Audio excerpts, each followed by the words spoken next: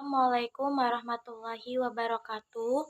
Perkenalkan, nama saya Siva Askia, NPM 20154011003, Prodi D3 Kebidanan semester 1 Distrik Bina Husada Palembang. Baiklah, di sini saya akan menjelaskan sedikit mengenai anatomi fisiologi sistem saluran pernapasan yang merupakan tugas dari mata kuliah anatomi fisiologi. Yang pertama ada anatomi saluran pernapasan, di mana saluran pernapasan ini berfungsi sebagai tempat lintasan dan tempat pertukaran gas pada proses pernapasan, dan juga sebagai sebuah sistem yang tujuan utamanya untuk membantu metabolisme tubuh, di mana bagian tubuh yang termasuk ke dalam saluran pernapasan, yang pertama ada hidung atau nasal, yang kedua ada faring, yang ketiga ada laring, yang keempat ada trakea, yang kelima ada bronkus, yang keenam ada paru-paru atau pulmo, yang ketujuh ada alveoli, dan yang kedelapan ada mulut atau oral. Baiklah, selanjutnya saya akan menjelaskan sedikit mengenai fisiologi dari saluran pernapasan tersebut. Yang pertama ada hidung, merupakan tempat masuknya oksigen. Udara pertama kali masuk ke saluran pernapasan itu melalui lubang hidung dengan mekanisme inspirasi atau menarik napas. Contohnya seperti ini, yaitu menghirup atau memasukkan udara yang ada di luar hidung untuk masuk ke dalam rongga hidung, di mana ketika udara sudah masuk ke rongga hidung akan disaring oleh silia atau rambut-rambut hidung dari ventrikel-ventrikel debu yang masuk menyerupai udara. Setelah itu, udara akan dihangatkan dan dilembabkan oleh fukosa agar sesuai dengan suhu tubuh. Di dalam rongga hidung, udara selanjutnya masuk ke faring, yaitu persilangan tempat jalur udara dan makanan bertemu. Jadi, pada faring ini adalah tempat dilaluinya udara pernapasan dan makanan yang berasal dari mulut. Setelah melalui faring, udara akan masuk ke laring yang berada di belakang lidah, dan di depan laring terdapat epiglotis yang berfungsi untuk mengatur masuknya udara dan makanan ke salurannya masing-masing, di mana ketika makanan ditelan, laring akan bergerak ke atas dan mendorong epiglotis sehingga menutupi glotis. Yang dimaksud dengan glotis di sini adalah bukaan trakea atau tenggorokan. Hal ini memungkinkan makanan menuruni eksofagus menuju lambung.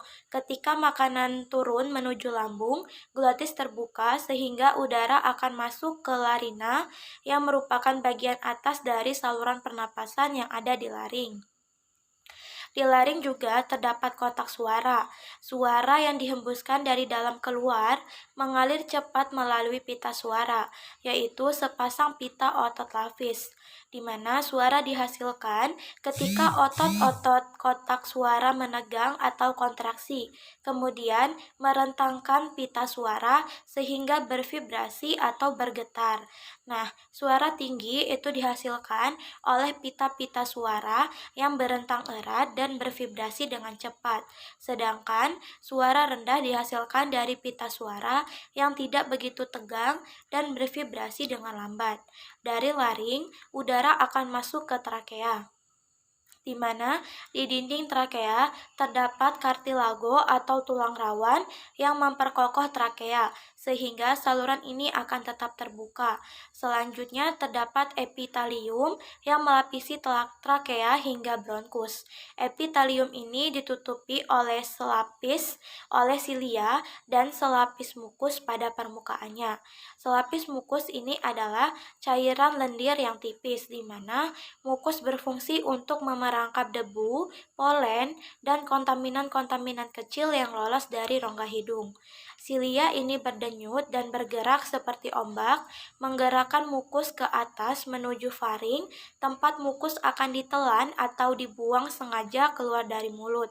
Proses ini disebut dengan eskalator mukus, yaitu proses yang memerankan peran penting dalam membersihkan saluran pernapasan. Dari trakea, selanjutnya terdapat dua cabang yang disebut bronkus. Bronkus ini masing-masing melihat ke salah satu dari paru-paru. Bronkus bercabang-cabang lagi dari paru-paru menjadi saluran-saluran kecil yang disebut dengan bronkiolus, di mana saluran paling kecil dari bronkus ini dinamakan alveoli. Udara kemudian memasuki alveoli. Kumpulan dari alveoli disebut dengan alveolus yang merupakan kantung udara di ujung bronkiolus. Oksigen dari udara yang akan memasuki alveoli akan terlarut ke dalam selaput lembab yang melapisi permukaan dalam alveoli dan kemudian akan berdifusi dengan cepat melintasi epitelium ke dalam kapiler darah yang mengelilingi setiap alveoli. Sedangkan dalam arah yang berbeda, karbon dioksida atau CO2 berdifusi dari kapiler darah melewati epitelium alveoli dan menuju ke rongga hidung untuk dikeluarkan ke luar tubuh melalui mekanisme ekspirasi atau menghembuskan nafas. Contohnya seperti ini. Dan yang terakhir ada mulut atau oral, di mana mulut atau oral ini merupakan saluran pernapasan dan saluran pencernaan. Adapun fungsi dari mulut atau oral dalam sistem saluran pernapasan yaitu ketika tubuh sedang normal, maka udara akan memasuki tubuh melewati hidung atau nasal. Sedangkan ketika tubuh sedang tidak normal, contohnya ketika hidung kita sedang tersumbat, maka udara akan memasuki tubuh melewati mulut atau oral. Baiklah, mungkin itu saja yang dapat saya sampaikan. Mohon maaf apabila ada kesalahan dalam kata dan penyebutan. Saya akhiri, wassalamualaikum warahmatullahi wabarakatuh.